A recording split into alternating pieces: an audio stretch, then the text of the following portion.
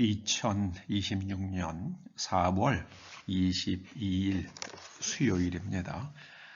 오늘 요한계시록 20번째 꼭지는 11장 1절에서 6절까지의 말씀입니다.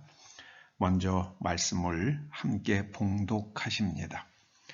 또 내게 지팡이 같은 갈대를 주시며 말하기를 일어나서 하나님의 성전과 제단과 그 안에서 경배하는 자들을 측량하되 성전 바깥 마당은 측량하지 말고 그냥 두라. 이것은 이방인에게 주었은즉 그들이 거룩한 성을 42달 동안 짓밟으리라. 내가 나의 두 증인에게 권세를 주리니 그들이 굵은 베옷을 입고 1260일을 예언하리라. 그들이 이 땅의 주 앞에 서 있는 두 감람나무와 두 촛대니 만일 누구든지 그들을 해하고자 하면 그들의 입에서 불이 나와서 그들의 원수를 삼켜버릴 것이요 누구든지 그들을 해하고자 하면 반드시 그와 같이 죽임을 당하리라. 그들이 권능을 가지고 하늘을 닫아 그 예언을 하는 날 동안 비가 오지 못하게 하고 또 권능을 가지고 물을 피로 변하게 하고 아무 때든지 원하는 대로 여러 가지 재앙으로 땅을 치리로다. 아멘. 오늘 본문에 두 증인에 대한 박해와 하나님의 응징, 두 증인에 대한 박해와 하나님의 응징, 이런 제목을 붙여봅니다. 우리는 이스라엘 백성들이 출애굽할 때에 모세가 말할 때마다 애굽에 재앙이 내렸던 것을 다 기억합니다. 10가지 재앙이 내리죠. 물이 피로 변하고 개구리가 올라와서 온 집이고 뭐고 다 아주 그냥 엉망으로 만들었고요. 또 이가 온몸에 들끓었고 파리가 아주 말도 못하게 많아졌고요. 또 가축이 폐사하는 일이 일어났고요. 온몸에 악성 종기가 발하고 우박이 심각하게 쏟아졌고요. 또 메뚜기가 창궐해서 풀과 나무와 곡식까지 다 먹어버리는 일들이 일어납니다. 그리고 세상에 어두워져요. 흑암이 임했고요. 결국 초태생 장자와 짐승의 첫 새끼까지 죽는 재앙이 일어나고서야 애굽의 바로는 이스라엘 백성들에게 출애굽할 것을 허락합니다. 또 엘리야를 박해했을 때에 엘리야가 예언을 하자 3년 동안 비가 내리지 않죠. 우리가 기억해야 될 것은 하나님께서 예언하는 권세를 주시고 또 권능까지 덧입혀 주신 하나님의 대언자들, 여기서 예언은 사실은 대언을 말합니다.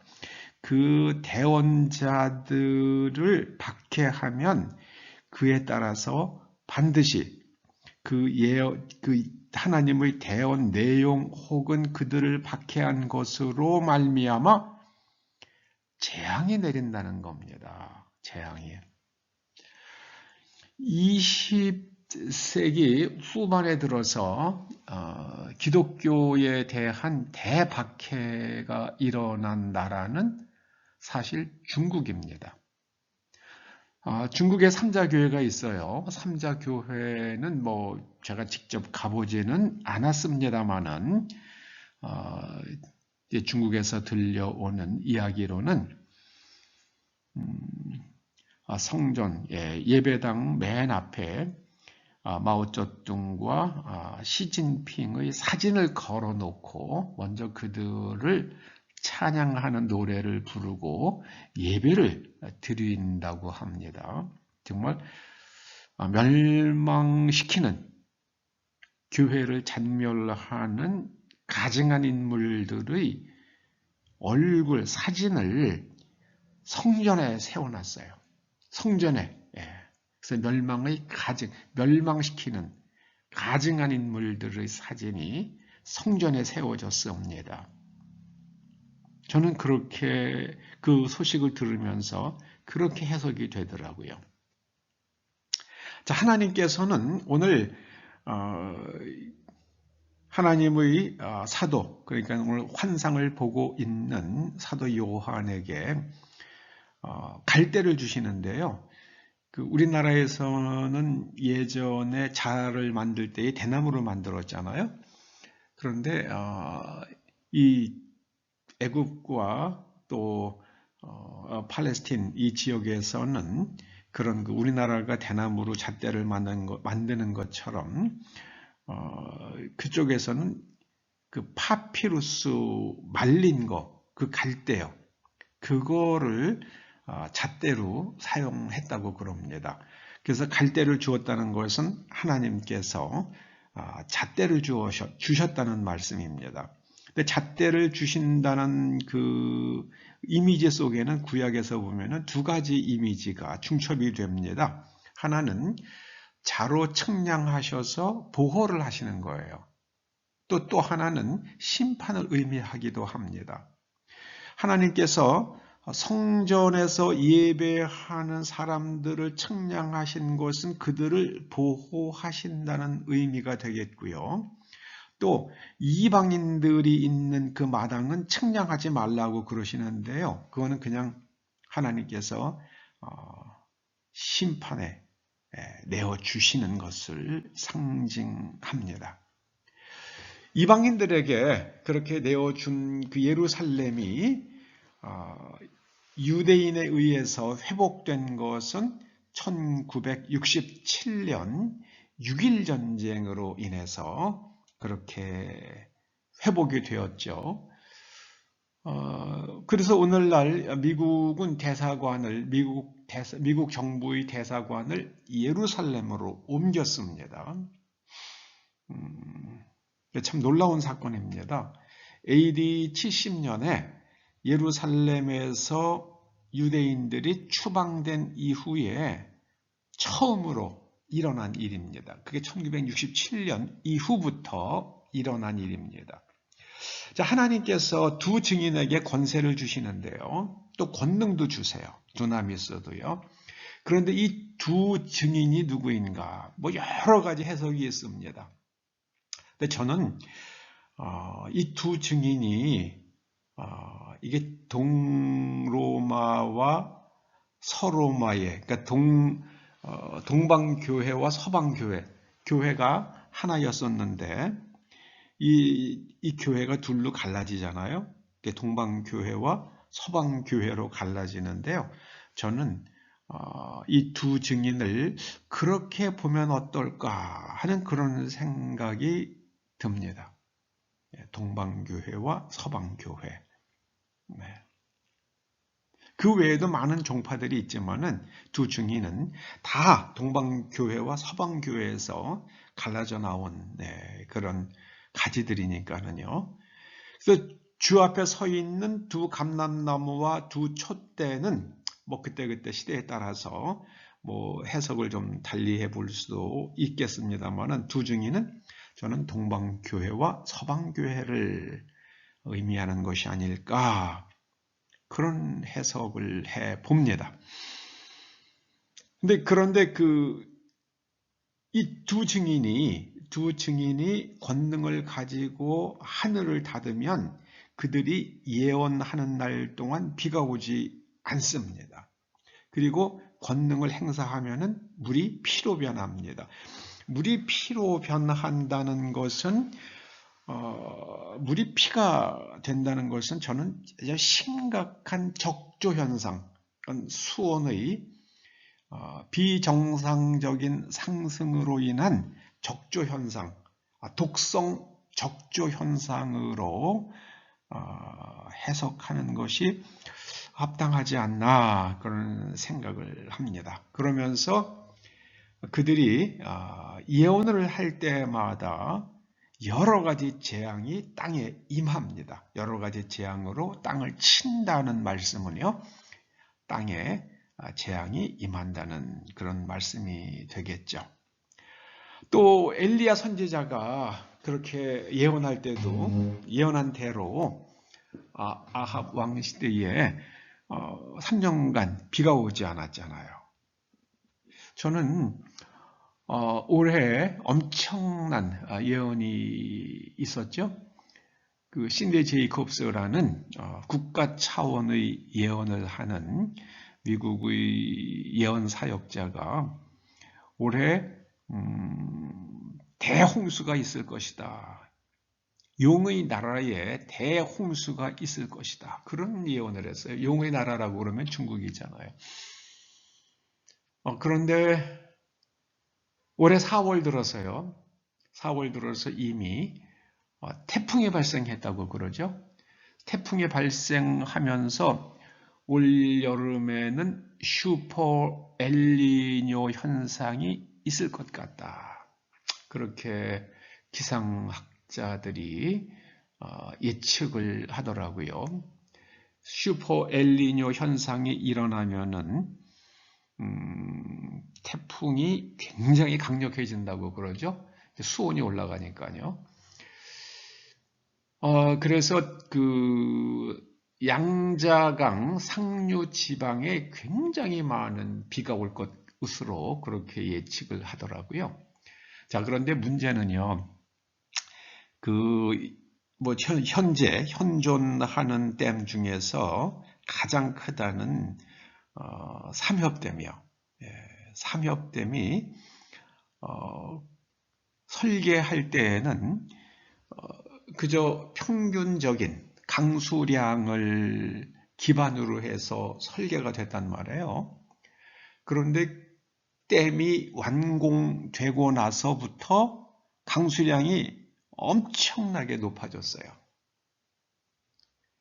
그러니까 그 수리공학자들이 계산한 것보다 월등히 높은 비가 쏟아지니까 이제 산사태도 나고 또 그로 인해서 많은 토사가 댐으로 당연히 유입되겠죠. 그래서 그 토사가 점점 쌓여가기 때문에 댐이 받는 압력이 물보다는 흙이 더 무겁잖아요. 그 댐이 받는 압력이 점점 높아진다는 거예요. 그리고 중국 정부가 말하죠.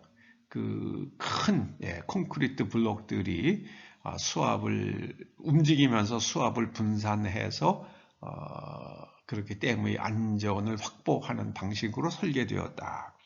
그런데 토사가 밀려와 가지고 점점 토사의 높이가 올라가면은 그 콘크리트 블록이 물이 차 있을 때와 토사에 덮여 있을 때하고는 움직이는 게 당연히 움직일 수가 없잖아요. 그러면 이제 그 압력을 그대로 집중적으로 한 곳으로 집중되니까 일정한 위치로 압력이 집중되니까 이제 굉장히 곤란해지겠죠. 그럼 이제 댐이 위험도가 올라갈 것으로 그렇게 우려된다고 합니다.